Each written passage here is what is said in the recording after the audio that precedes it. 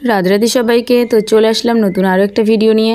দেখতেই পাচ্ছ এগুলো কি গাছ, যারা জানো তারাও কমেন্ট করো, আর যারা জানো না তারা কমেন্ট করো, আমি অবশ্যই বলবো। তো 1 মাস আগে আমি এই গাছ নিয়েছিলাম, মানে বাল্বগুলো পেয়েছিলাম অনলাইন থেকে। তো দেখতেই পাচ্ছ এটা ভেঙে গেছে, খুব বড় গাছ ছিল আর আমার অসাবধানতায় ভেঙে গেছে।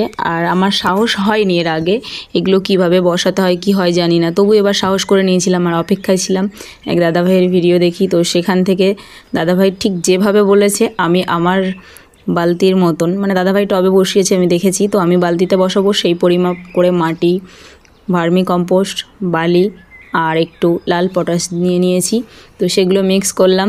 আর লাস্ট তোমরা একটু দেখতে পাবে, আজ আমার ক্যামেরাম্যান চেঞ্জ করেছি, ছোট্ট ক্যামেরাম্যান, দেখতেই পাবে, অপেক্ষা করো।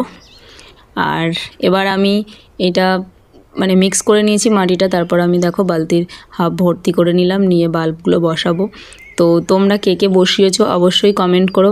আর আমার ক্যামেরাম্যান আজকে ভিডিওটা করে দিয়েছে, কেমন হয়েছে সেটা অবশ্যই বলো। আমি ভাবলাম দুটো একসাথে বসাবো, কিন্তু দেখলাম না অতটাও সোজা নয়, এটা বাল্বটা মাটির উপর দিকে একটু থাকলে ভালো হয়।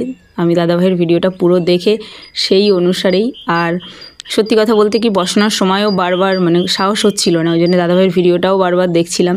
তো দাদাভাইকেও জিজ্ঞাসা করেছিলাম যে আমার এই যে গাছটা ভেঙে গেছে সেই বাল্ব থেকে আর মানে গাছটা বেরোবে নাকি, তো দাদাভাই বললো হ্যাঁ বেরোবে।